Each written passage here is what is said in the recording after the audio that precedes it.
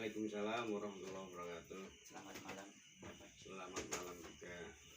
Ya, saya di sini dari perkenalan dulu. Nama saya Suhairun dari Universitas Peradaban, jurusan Pendidikan Sekolah Dasar. Ingin mewawancarai tentang pendidikan. Ya, sebelumnya kalau boleh berkenan, bisakah Bapak menceritakan profil singkat pendidikan Bapak? Oke. Kebetulan nama saya pertama perkenalkan dulu, nama saya Mukmin Nurwani.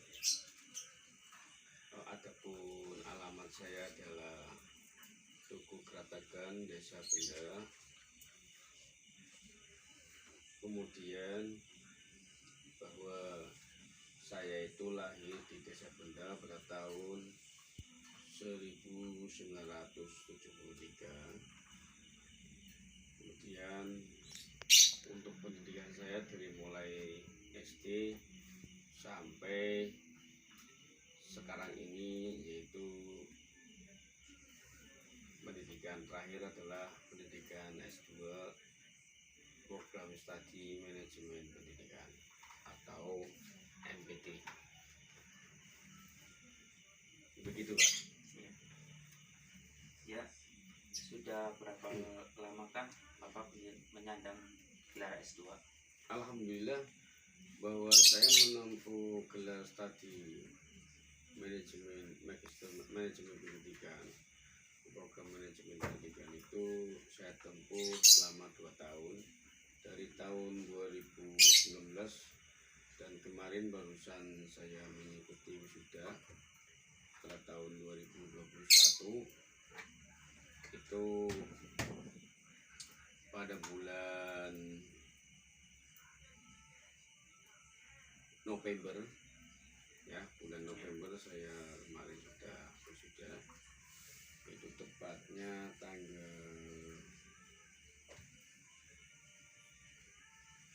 tanggal berapa kemarin ya? Bentar, itu ada kalendernya. Tanggal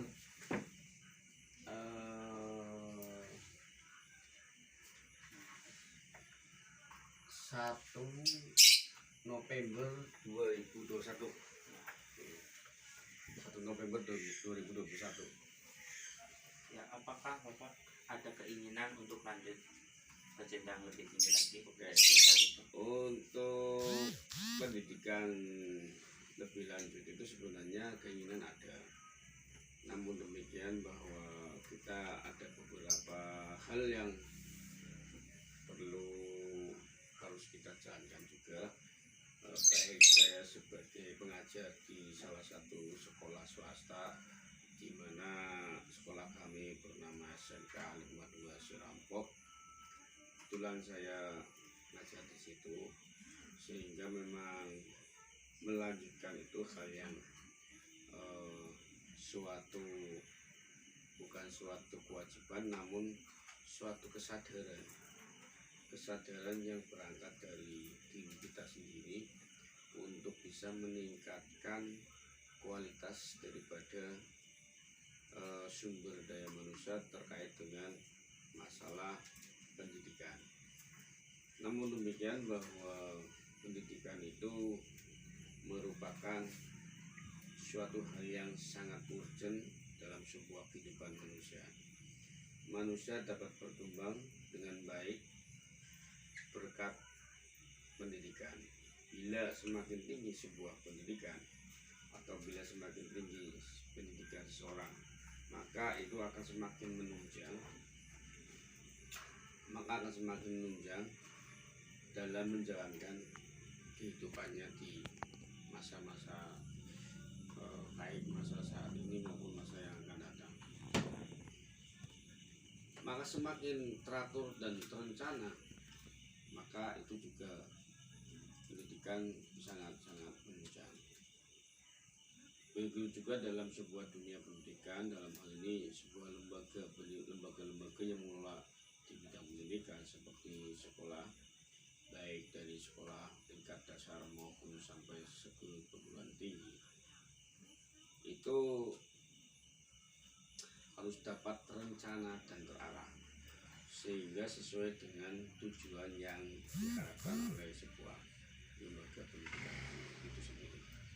Khususnya untuk saya sendiri, bahwa pendidikan merupakan hal yang sangat urgent yang harus kita tempuh dalam rangka untuk meningkatkan pengetahuan dan juga pengetahuan baik secara kontekstual maupun secara tekstual. Sehingga harapannya dengan menempuh pendidikan yang semakin kesini semakin kesini tuntutannya semakin besar, sehingga pendidikan itu hal yang seharusnya harus saya miliki dan harus saya tempuh demi untuk melangsungkan sebuah keilmuan saya tentang pendidikan. Saya kira itu.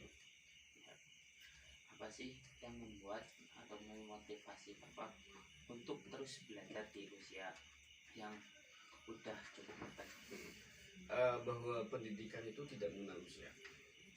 Pendidikan itu seorang itu berhak dan menikmati, berhak untuk mengenyam sebuah pendidikan dari mulai lahir sampai akhir hayat. Itu adalah yang namanya pendidikan itu sangat-sangat penting.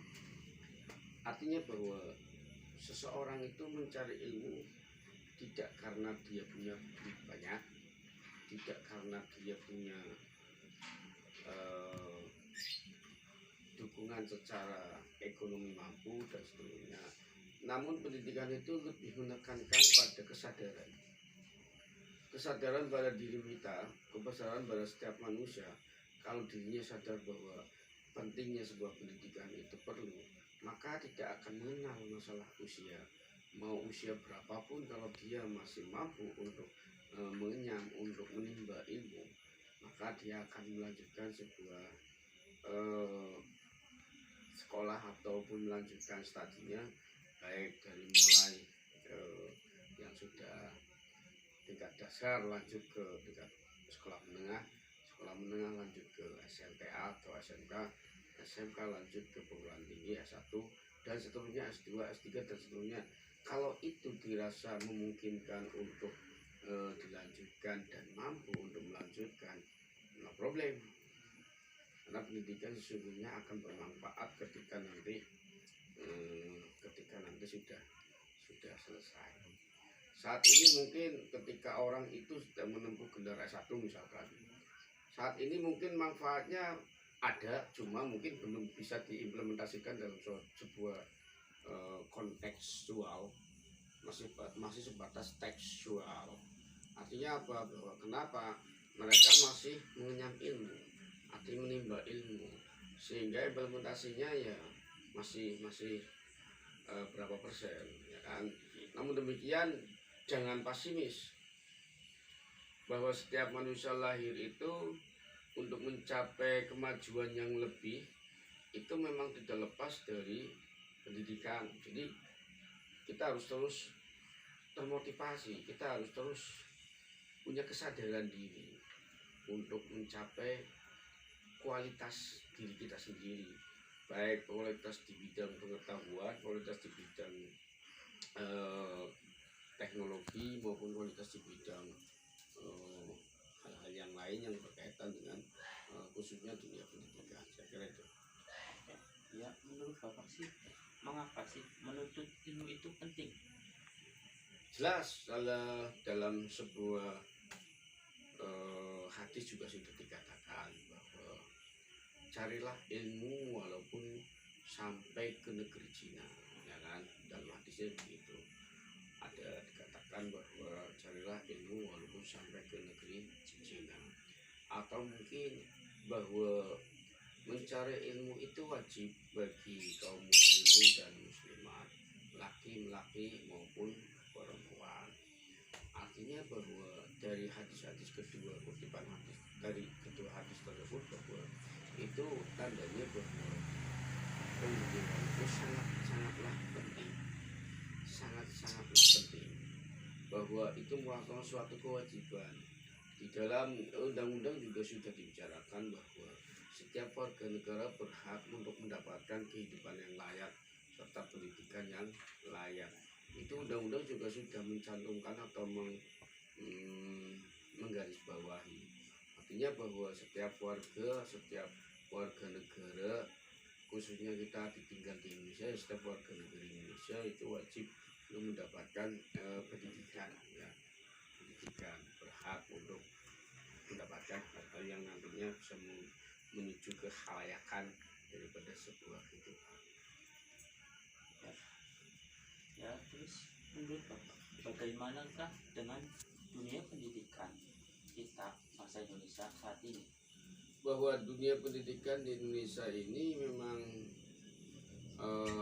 mungkin kalau kita bandingkan ya masih bisa bersaing sebenarnya. Namun demikian bahwa dunia pendidikan di negara kita ini adalah mengacu kepada kurikulum yang ada, bahwa kurikulum itu didesain betul untuk disesuaikan dengan kebutuhan. Kalau di SMK itu kurikulum disusun didesain berdasarkan kebutuhan yang ada di lapangan, dalam hal ini dunia usaha dan industri. Khususnya di mata pelajaran yang produktif itu biasanya akan ada perubahan tentang masalah standar kompetensinya agar sesuai dengan kebutuhan industri. Mungkin di perguruan tinggi juga sama. Di perguruan tinggi ini kan sekarang sudah ada dikembangkan juga beberapa fakultas, diantaranya di samping fakultas FKIP, jurusan PGSD, maupun ada juga fakultas yang mengarah kepada sains teknologi. Kenapa? Itu di zaman sekarang ini bahwa pendidikan tidak hanya dilakukan secara tatap muka saja, namun di era digital ini bahwa dunia pendidikan sudah mulai dilakukan dengan sistem daring. Namun perlu dijadikan catatan bahwa pendidikan yang melalui sistem daring itu memang secara teknologi sudah mengalami sebuah kemajuan. Namun dalam pemahaman baik secara kontekstual maupun tekstual bahwa pendidikan daring itu kelemahannya sangat banyak. Kenapa? Logikanya begini, ketika seorang mahasiswa ataupun siswa belajar tatap muka saja kadang masih kurang jelas, sehingga muncul sebuah pertanyaan, apalagi dengan daring. Barangkali itu kelemahan. Kedua, kelemahan dengan sistem pendidikan menggunakan daring itu terganggu pada masalah persoalan teknis. Suatu contoh, sinyalnya kurang, sinyalnya nggak ada. Mereka yang ada di daerah pedesaan yang tidak terjangkau sinyal mungkin tidak bisa mengikuti pendidikan dengan menggunakan IT atau pendidikan melalui daring. Namun saya cenderung pendidikan itu lebih abdol. Terus apa sajakah yang harus dilakukan pemerintah untuk memajukan dunia pendidikan di Indonesia ini? Baik. Kalau pendapat saya terkait dengan bagaimana usaha pemerintah dalam rangka untuk meningkatkan dan memajukan dalam dunia pendidikan, saya punya pendapat yang pertama bahwa sebaiknya kebijakan dan peraturan perundang-undangan yang ada memang sudah harus mengarah untuk pengembangan baik daripada segi SDM maupun dari segi manajemennya. Artinya bahwa ketika pemerintah mempunyai banyak program dalam rangka untuk meningkatkan pendidikan, diantaranya mungkin salah satunya dalam rangka meningkatkan SDM, di situ ada program yang sudah dijalankan oleh pemerintah, yaitu program beasiswa oleh pemerintah. Itu juga merupakan salah satu kebijakan pemerintah yang menunjang ke dunia pendidikan. Contohnya sekarang ini baik di tingkat dasar maupun perguruan tinggi ada program KIP, Kartu Indonesia Pintar. Itu juga salah satu wujud implementasi daripada kebijakan dan program-program pemerintah yang menunjang ke arah dunia pendidikan. Di sisi lain tidak hanya itu dalam rangka meningkatkan sumber daya. Kemudian dari segi sarana prasarana dan seterusnya, itu pemerintah juga menurut pendapat saya sudah banyak menggelontorkan beberapa bantuan-bantuan terkait dengan sarana prasarana pendukung dalam proses pembelajaran.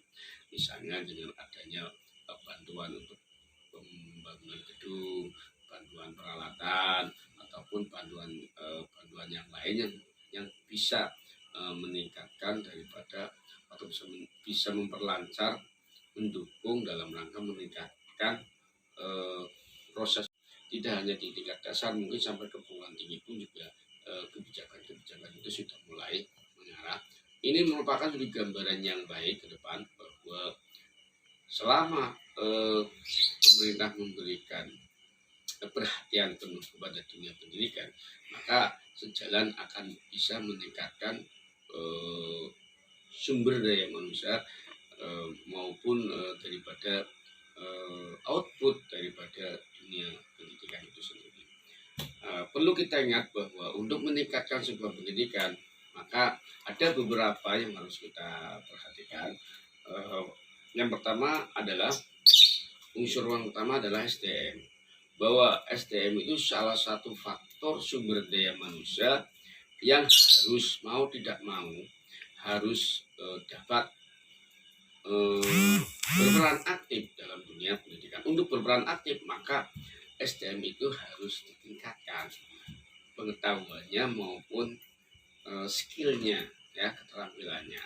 Maka itu ada beberapa program pemerintah yang sudah mengarah ke sana dalam rangka untuk meningkatkan SDM, baik dari segi sains pengetahuan maupun dari segi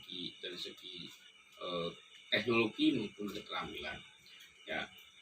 Yang kedua, di samping SDM, ya, untuk meningkatkan sebuah pendidikan, maka harus ada sebuah manajemen pendidikan, yang mana bahwa manajemen pendidikan merupakan suatu proses bagaimana mengelola sebuah lembaga pendidikan dengan didukung oleh SDM yang ada, sarana prasarana yang ada, sasaran yang ada, tujuan yang jelas.